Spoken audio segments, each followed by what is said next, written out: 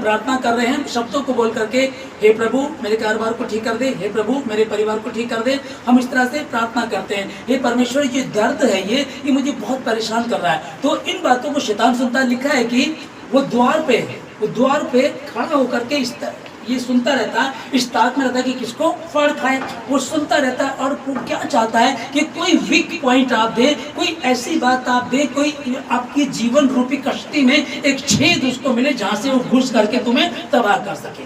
Okay, तो जो हम शब्दों में बोलते हैं अच्छी बात है, लेकिन जो अन्य भाषा की बात है, अब हम जब अन्य भाषा में बातें करते हैं तो वो बिल्कुल डिफरेंट होता है और उसको शैतान समझ नहीं पाता, वो गड़बड़ा जाता है। और ये भेद की बातें हम किससे करते हैं? परमेश्वर से। भेद की बातें अन्य भाषा में जब हम करते हैं तो परमेश्वर से इन बातों को करते हैं। और इसी बात को परमेश्वर ने हमें सिखाया था जब यीशु मसीह जाने वाला था, जी उठने के बाद 40 दिन तक अपने चेलों के साथ रहा, तब उसने कहा यीशु मसीह ने कि यरूशलेम को मत छोड़ना जब तक ऊपर से तुम्हें वो सहायक ना दिया जाए जिसकी मैंने तुमसे बातें की हैं, तब तक यरूशलेम को मत छोड़ना, ठहरे रहना। और वो ठहरे रहे, रोज प्रार्थना करते रहे, प्रार्थना करते, उपवास प्रार्थना, क्योंकि प्रभु यीशु मसीह ने, हमारे गुरु ने कहा कि यरूशलेम को, उस जगह को मत छोड़ना। वो निरंतर प्रार्थना करते रहे और उनकी प्रार्थना चलती रही। बहुत सारे लोग थे जब ये प्रार्थना शुरू की गई, जब यीशु मसीह के साथ थे,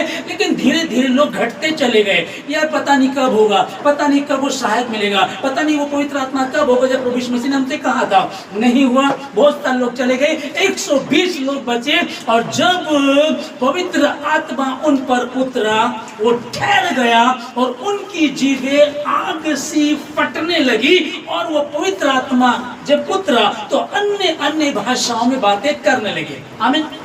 कि जब मैं तो जाता हूं पर मैं तुम्हें अनाथ ना छोड़ूंगा।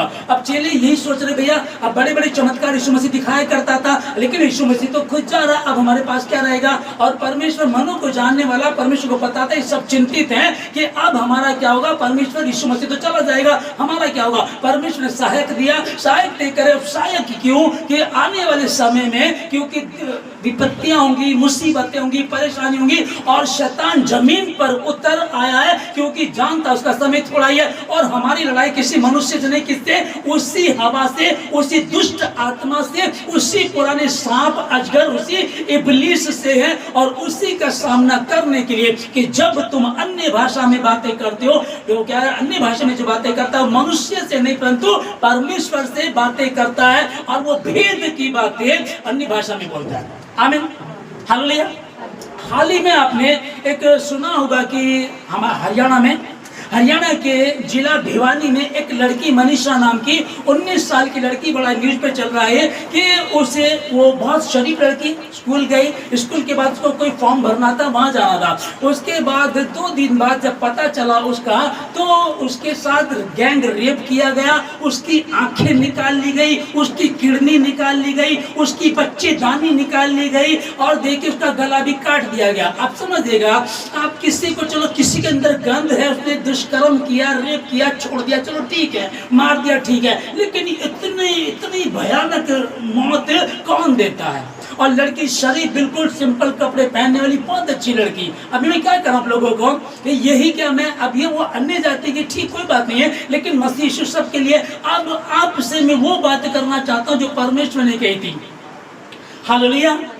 अब इसको ध्यान से समझिएगा कि एक बार क्या हुआ, एक लड़की, क्रिश्चियन लड़की को कुछ लड़कों ने, गुंडों ने उठा लिया और अपनी गाड़ी में लेकर के जा रहे थे, चलते रहे वो। अब ये लड़की चिल्लाए क्या हो, बहुत सब चिल्लाते हैं जब मुसीबत पड़ती है। तो इस लड़की ने अन्य भाषा में बात करना शुरू कर दिया, अन्य भाषा में लड़की ने बात करना शुरू कर दिया। ओ रबा शेखेंदाला रबा ये के रबा रे रे रे रे रे रे रे रे Holi ghost fire, Holi ghost fire, ये प्रार्थना करती गई। और वो लड़के जो आपस में थे वो कंफ्यूज हो गए, उनका दिमाग खराब हो गया, और उस लड़की को गाड़ी में से फेंक करके चले गए। जो अन्य भाषा में प्रार्थना करता, वो परमेश्वर से बातें करता है, ये अन्य भाषा दी गई है। लेकिन ये अन्य भाषा आई कब? जब कहा कि पवित्र आत्मा तुम्हें दिया जाएगा, जब तक पवित्र आत्मा तुम पर ना उतरे। और जब हम इसको पढ़ते हैं 1:8 में प्रेरितों का काम में, वहां लिखा है कि जब पवित्र आत्मा तुम पर आएगा, है ना, तो तुम सामर्थ पाओगे। और फिर जो सामर्थ पाओगे तो पहले कहाँ? अपने घर में यरूशलेम में, फिर यहूदियों में, फिर गैर यहूदियों में, सामरिया में, और फिर पृथ्वी के छोर तक तुम मेरे गवाह होंगे। एक गवाही होती है कि आज अगर आप भारत देश का आंकड़ा उठाएंगे तो भारत देश में हर दिन 1200 लड़कियां किडनैप की जाती हैं। आप समझिएगा ध्यान, ये कितना दुख का विषय है। आप सोचिएगा कि वो कहीं वो हमारी बच्ची हो, हमारी बहन हो, हमारी माँ हो, क्या हम कैसे सोचेंगे? लेकिन परमेश्वर जानता था कि शैतान बड़ा शातिर है और वो इसी ताक में रहता कि किसको फाड़ खाए। ना तो उसने हाथ छोड़ा, ना ही तुमको त्याग दिया। और देखिए, हम पुराने नियम में पढ़ते हैं कि तेरा चित्र मैंने अपनी हथेली पर खोद कर बना रखा, और मैं तेरी शहर पनाह को जानता हूं, तू कब क्या करता, कहां कहां जाता है। और मैंने अपने स्वर्गदूतों को तेरी निमित्त आज्ञा दी, जहां कहीं तू जाएगा, जहां कहीं तू जाएगी, तेरा चित्र मैंने अपनी हथेली पर खोद करके बना रखा। माँ छोड़ सकती है, दूध पीते बच्चे को माँ छोड़ जाए, वो गर्भ से जन्माए बच्चे पर दया चाहे ना करे, परंतु मैं तुझे कभी भी नहीं छोड़ूंगा। जब इन वायदों को देखते हैं, वो तो अगर गलती से तू फिसल जाए तो तेरे पैरों में पत्थर से ठेस ना लगे। स्वर्गदूतों को तुम्हारे ऊपर रखा गया है, स्वर्गदूतों को रखा है। हाँ जी, पर ये कैसे हो सकता है?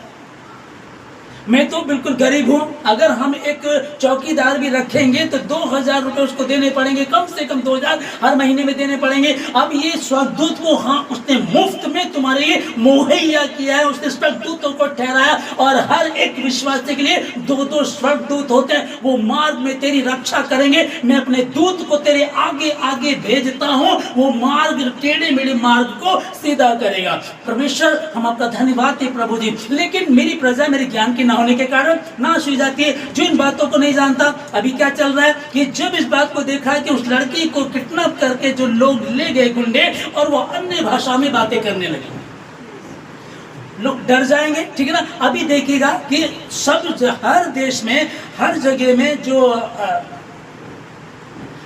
एक समाधान निकाला जाता है। पुलिस प्रशासन ने एक समाधान निकाला है, अगर कभी आपके साथ ऐसा होने की संभावना हो, आप अकेली लड़की हैं, कहीं से जा रही हैं, आपको लग रहा है कोई गुंडे हैं, कोई ऑटो वाला या गाड़ी वाला वो गलत है, अगर आपको ऐसा लग रहा है तो आपको क्या करना, अपने मोबाइल का पावर बटन 3 बार दबाना है, ठीक है जी।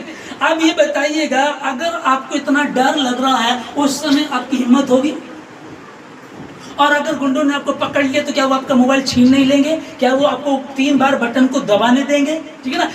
इसमें सरकार पर इल्जाम नहीं लगा रहा हूँ कि ये सही नहीं है, अच्छा है। मैं पर क्या बताना चाह रहा हूँ, उस समय एक लड़की, ये अबला नारी बताई गई है, डर रहता है, जरा सा कोई धमका दिया, और गुंडे टाइप के जो तुम्हें किडनैप कर रहे हैं, जो तुम्हारे साथ इतना बुरा कर रहे हैं, आपको बताइएगा उनकी तो शक्ल देख के डर लग जाएगा। अब ये आगे क्या लिख रहा है, 3 बार बटन दबाना है, तो तब वो डायरेक्टर ऑटोमेटिकली पुलिस हेडक्वार्टर में लग जाएगा, और आपको एक बार हेल्प, मदद कह करके पुकारना है, और पुलिस 10 मिनट में पुलिस आपके पास पहुंच जाएगी, ठीक है। तो क्या ये हो सकता है? मैं गलत नहीं बोल रहा हूँ, बहुत मतलब कि अब आपको ऐसा लगा, आपने 3 बार चलो दबा दिया, फिर आपको हेल्प भी पुकारना है, मदद भी बोलना है आपको, उसके बाद क्या हो पाएगा, ठीक है ना। समझिएगा चीज को। और एक बार को कई बार होता, मैं क्या कह रहा हूँ कि भारत देश में 1200 लड़कियां प्रतिदिन का है जो लापताएं, किडनैप होती हैं। अब बताइएगा, अब स्वर्गदूत तुमको दिए गए हैं जो परमेश्वर में रहते हैं। परमेश्वर ने उनको ऐसा हथियार दे दिया, कहता कि डर मत, मैं तेरे साथ हूँ, चिंता मत कर। सेनाओं का यहोवा, जमीनों आसमान का बनाने वाला परमेश्वर, वो जो अंधों को कहता देखने लगो, वो लंगड़ों को कहता चलने लगो, वो मृतकों को कहता जी उठो, वो परमेश्वर कहता जो मुझ पर विश्वास करता है और मैं जो काम करता हूं वो उससे भी बड़े बड़े कार्य करेगा। आमीन। जब इस लड़की ने अन्य भाषा में प्रार्थना करना शुरू किया तो क्या कर रही थी ये किससे बातें कर रही थी? श्रापित है वो मनुष्य जो मनुष्यों पे भरोसा रखता है। 3 बार बटन दबाना, मैं मना नहीं कर रहा हूँ, अच्छी बात है, आप हेल्प मांगिएगा, ये खुदा ने इन लोगों को रखा है, लेकिन तो भी मनुष्य पे विश्वास कर रहे हैं। अरे छोड़ दो बटन, छोड़ दो मोबाइल, छोड़ दो, अब क्या करना वही करो जो पौलुस ने पहले कुरिन्थियों 14:2 में, क्योंकि जो अन्य भाषा में बातें करता है वह मनुष्यों से नहीं परंतु परमेश्वर से बातें करता है, इसलिए कि उसकी बातें कोई नहीं समझता। क्या कर रही है? क्या ये क्या कर रही है? इसे क्या हो गया? वो कंफ्यूज हो जाएंगे। ये बात परमेश्वर तक पहुंचेगी, स्वर्गदूत आएंगे, उनको गड़बड़ा देंगे, उनका दिमाग खराब कर देंगे। जहां कहीं तू जाएगी तेरा परमेश्वर यहोवा तेरे संग रहेगा और तेरे पैरों में पत्थर से ठेस ना लगे, वो तुझे हाथों हाथ उठा लेंगे। लेकिन ध्यान से समझिएगा, उसने हमको कुछ काम दिया है, उपवास रखना, प्रार्थना करना, परमेश्वर के प्रति ईमानदार रहना। एक हथियार दिया, आत्मिक हथियारों को बांध लो। बंदूक रख लो, लाइसेंस वाली तलवार रख लो, छुरी रख लो। अब स्प्रे आ रहे हैं मिर्च वाले, यदि कोई तुमको छेड़ता तो अब तुम बैग से निकालोगे, डालोगे। कितनी बार, कहां कहां, मर्द के सामने बहुत कम। मैं ये नहीं कह रहा हूँ स्त्री कमजोर है, लेकिन पुरुष के हिसाब से तो। और एक बंदा जो ये सोच करके आया कि मैंने आज इसको बर्बाद करना, आज इसको उठा करके लेके जाना, अब वो तो अपनी प्लानिंग करके आया, लेकिन जो लड़की है, जो लेडी है, वो तो फ्री है, उसको तो ऐसा कुछ नजर नहीं आ रहा। वो तैयारी करके आया, बिल्कुल आप फ्री माइंड, आपको पता ही नहीं है, तो हावी कौन रहेगा? वही ना, दुष्कर्म करने वाले वही ना, वही रहेंगे। तो अब क्या करें? और जैसे भी लगे उसी समय पर, जब आप पर अन्य भाषा होगी तभी तो बोल पाएंगे।